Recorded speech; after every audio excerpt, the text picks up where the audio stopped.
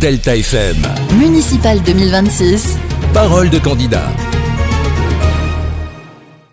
Deuxième candidat dans cette émission spéciale Coup de Querque-Branche, Parole de candidat. Nous sommes avec le maire sortant, David Bailleul. Merci David Bailleul d'avoir accepté notre invitation. C'est un plaisir. Lors de la dernière élection, vous étiez seul et c'est quelque chose que vous aviez regretté, ce manque d'opposition. Bon, du coup, vous êtes servi cette fois-ci ? Effectivement, l'opposition démocratique dans la vie communale est importante. Mais on peut également le faire avec intelligence et pas obligatoirement avec méchanceté. Ça veut dire quoi ? C'est-à-dire que c'est étendu sur le terrain ? C'est-à-dire qu'il y a de la méchanceté, justement ? Beaucoup. Une campagne, ça doit être une campagne de proximité et pas de méchanceté. Et aujourd'hui, je ressens sur les réseaux sociaux, une volonté véritablement d'attaquer l'homme. Peut-être parce qu'il est difficile d'attaquer le bilan, 160 engagements tenus, mais d'attaquer l'homme, d'attaquer sa famille, d'attaquer son épouse, c'est un secret pour personne. Donc, je le déplore, je m'en désole. C'est ce que vous avez effectivement expliqué dans votre clip de campagne. On évoque l'enquête du parquet de Dunkerque à votre rencontre. Est-ce que cette situation, elle peut rebattre les cartes dans cette campagne ou pas forcément ? Pas du tout. C'est une enquête préliminaire. Une enquête préliminaire, ça n'est pas une enquête parce qu'il y a un problème. C'est une enquête pour voir si éventuellement il y a un problème. Moi, je suis très transparent avec vous. Je connais mes réponses à la Chambre régionale des comptes. J'ai répondu 200 pages, toutes justifiant et avec justificatif.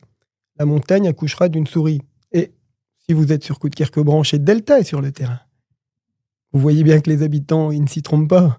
Ils savent très bien que leur maire, qu'ils connaissent depuis 18 ans, qui est né là-bas, c'est pas le plus grand des bandits. Surtout que grand, ça serait difficile. C'est ce qu'on évoquait avec monsieur Bosquet tout à l'heure. Que vous soyez condamné ou non, les habitants, en fait, je ne vais pas dire qu'ils s'en foutent, mais ils vous font quand même, ils accordent encore leur confiance. Je crois. Une grande confiance liée à la relation qu'on a nouée et puis liée au travail accompli.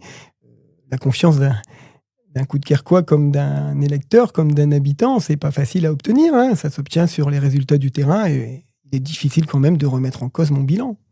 Justement, on va y revenir sur ce bilan. Est-ce que vous avez déjà des regrets sur ces 6 dernières années ? Quelque chose que vous auriez voulu peut-être refaire, que vous n'avez pas pu faire, pas voulu faire, je ne sais pas. Un seul regret, le Covid. On a perdu 1 an et demi.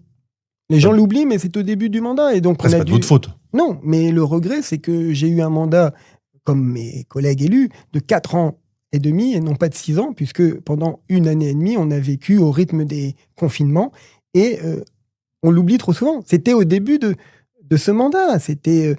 On a dû démarrer avec du retard. Et ça, c'est un vrai regret parce que moi, j'aime pas perdre de temps. Vous avez dû vous en rendre compte. Si vous pouviez revenir en 2020, est-ce que vous referiez le même mandat ? Oui, je referai le même mandat car je tenais à la ville santé et aujourd'hui, elle est là. Centre de santé communal, extension de la clinique de Flandre, clinique ophtalmo. 15 jours pour avoir un rendez-vous chez un ophtalmo, c'est unique en France. Et ça, c'est de ce mandat-ci. On l'oublie trop souvent. La maison de la radiologie. Je voulais faire du parc du Fort-Louis un vrai lieu touristique. On est le premier.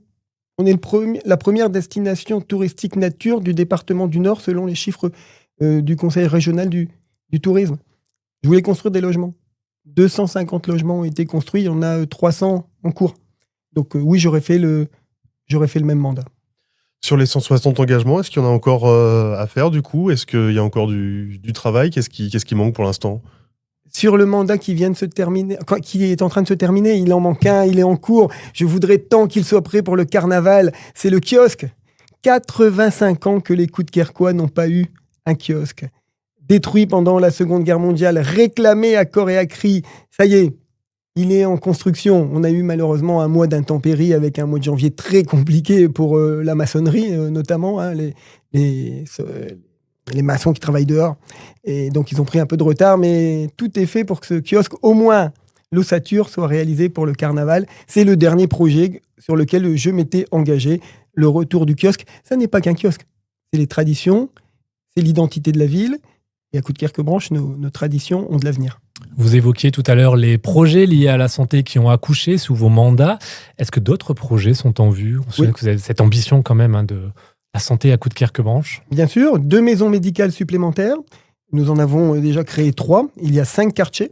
2 maisons médicales supplémentaires dans le quartier des Provinces. On est déjà adossé un professionnel de santé pour la faire.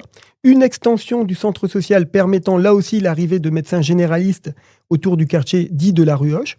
Donc 2 maisons médicales sont programmées.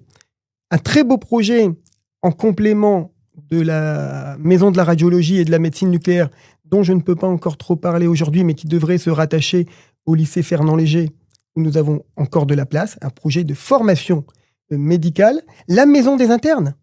Le bâtiment est choisi, le promoteur est trouvé juste à côté de la voie ferrée et donc de la halte Coudekerque-Branche pour des internes qui, par exemple, seraient en train d'étudier sur le CHRU de Lille et qui pourraient stopper à la halte Coudekerque pour dormir là et aller soit à la clinique de Flandre, soit à l'hôpital de Dunkerque. Et puis, et ça ouvre dans quelques mois, le service des urgences non programmées. On aura 2 services d'urgence sur le Dunkerquois. Celui bien connu de l'hôpital, souvent débordé, et un qui pourra répondre sur 7 jours sur 7, mais plus dans la bobologie, comme on dit, ou les petites difficultés du quotidien, ça sera à la clinique de Flandre. Donc la santé sera encore au cœur du dispositif. Et les autres axes forts, du coup, de votre programme? Mais il y en a trop, vous m'avez dit que c'était 11 minutes, c'est pas possible. Je vais revenir avec... On va passer à la question d'après, si vous voulez. Non, c'est un coup d'avance. On garde un temps d'avance. Coudekerque-Branche, dans de nombreux domaines, doit conforter ses acquis. On est redevenu la 2e ville de l'agglomération, donc il faut du logement encore, puisqu'on doit le rester aussi au niveau démographique. Et là, entre les logements construits, j'en parlais tout à l'heure, les logements en cours et ceux qui vont venir, c'est presque 500 logements, dont le 6e quartier qui verra le jour pendant ce mandat. Donc on sera encore au rendez-vous. Les écoles, vous travaillez pour ces écoles, mais elles iront beaucoup plus loin. L'attention à chacun et à chacune. Travailler pour toutes les générations, c'est ça l'ambition de Coudekerque-Branche. Une expression anglaise que j'aime pas trop, mais qui résumait bien, c'était le care, s'occuper des gens. C'est ce qu'on fait, mais avec beaucoup de projets. Bien vieillir chez soi, qui accompagne 750 seniors de plus de 80 ans. C'est véritablement s'occuper des gens. Et alors des projets comme celui-là, comme bien vieillir chez soi, j'en ai quelques-uns. Il y avait un gros travail qui a été fait aussi. On parle évidemment donc du Fort Louis, mais il y a d'autres espaces verts qui sont aussi en développement. On en est où, du coup? Il y avait finalement le Central Park, mais il y en avait d'autres. Le Central Park se termine. Le terrain de basket sera livré à la fin du mois. On aura les dernières constructions et plantations mi-mars. On sera donc dans une livraison au printemps, comme nous l'avions annoncé. La piscine, où, si je suis encore maire, je le rappelle, j'inaugurerai certainement dans une petite tenue, voire rien, puisque je l'ai promis à mes habitants. Et l'espace vert... le maillot de bain que Patrice Vergrit m'a offert. Un peu grand, Patrice. Hein. Et l'autre projet dont vous me parlez au niveau espace vert, c'est le Luna Park vert. Alors j'ai été un petit peu, par les médias, ils n'ont pas bien compris le sens. Pas nous, hein. Non, pas vous. J'ai racheté une maison abandonnée entre le stade et le parc du Fort Louis. Notre poumon vert, le cœur nature de l'agglomération dunkerquoise, la base arrière de la plage, au niveau espace vert naturel. Qu'est-ce que je vais en faire? Eh bien, je vais le transformer en un espace pour tous, avec manège, aire de jeu, petite salle, esplanade, terrasse, guinguette, pour faire vivre toujours un peu plus le parc du Fort Louis. C'est une extension, sauf qu'on a peut-être donné un nom un peu particulier, Luna Park vert. On y voit des grands manèges. Ça n'est pas des grands manèges, c'est un endroit incroyable sur plus de 11 000 mètres carrés qui permettra d'offrir encore un peu plus de bien-être, de loisirs aux habitants de l'agglomération dans l'extension de ce qu'on va appeler le parc du Fort Louis. Quand j'ai lancé le Dino Park, succès désormais incontestable et incontesté au niveau des chiffres. On m'a dit, mais alors c'est quoi encore la lubie de David Bayeul de mettre des dinosaures à Coudekerque-Branche? Je m'en fichais, moi, des dinosaures. Je voulais faire rêver les enfants. Vous savez quoi? J'ai réussi. Comment on finance justement aussi ces projets-là, vos futurs projets? Est-ce qu'on rappelle, à Coudekerque-Branche, il n'y a pas d'Arcelor, il n'y a pas de Centrale, il n'y a pas d'Aluminium Dunkerque. Vous êtes limité aussi à tout ça. Est-ce que ça peut être des projets aussi, pas un regret, je ne sais pas, de ne pas avoir obtenu ces grosses entreprises, même si évidemment à Coudekerque-Branche, vous avez moins de bâtis, de fonciers disponibles? Non, le vrai sujet à Coudekerque-Branche, c'est que tous les ans, pour équilibrer le budget et faire tout ce qu'on fait, parce qu'on fait beaucoup, il faut obligatoirement que je trouve 2/3 des recettes.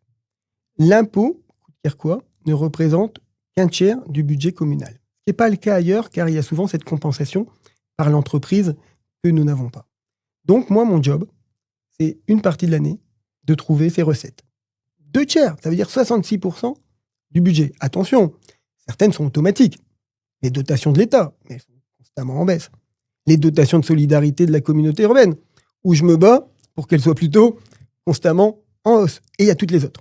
Celle de la région, celle du département, et je félicite la conseillère départementale, on n'a jamais eu autant d'aide de la région. Ils ont même financé une partie de la piscine, alors que d'habitude, ils ne participent pas sur les centres aquatiques. Et donc, mon job, c'est d'aller chercher ces sous, et ensuite de gérer au plus près. C'est pour ça, Rémi, que concernant la Chambre régionale des comptes, moi, je ne suis pas inquiet, parce qu'il y a obligatoirement, dans ce rapport, une ligne, qui, à mes yeux, est la plus importante de toutes. Une ligne. 40 ans d'endettement, 1 an aujourd'hui. Début janvier 2028, extinction de la dette à Coudekerque-Branche, alors que nous étions en situation de quasi-faillite. Une dernière question, juste en un mot. On en parlait avec votre adversaire tout à l'heure. Il y a plein de projets, vous venez de les évoquer, et on a l'impression que vous passez beaucoup de temps, votre équipe et la sienne, à régler vos comptes sur les réseaux sociaux. Est-ce que c'est pas dommage quand on entend, c'est pareil pour votre adversaire, hein, quand on entend tous les projets que vous avez à travers vos programmes? Pour moi, je règle aucun compte. Moi, je suis dans une campagne digne, une campagne à proximité des gens. Le programme est construit avec eux. Lui, il a choisi autre chose, effectivement. C'est son choix. Je laisse aux autres l'attaque sur l'homme plutôt que l'attaque sur sa politique. Pour moi, il n'y a aucun compte qui se règle sur les réseaux. Merci beaucoup, David Bailleul, d'avoir été notre invité. Merci, Rémi. On rappelle qu'on va retrouver cette interview sur le site de Delta FM et sur notre page YouTube Delta. Merci.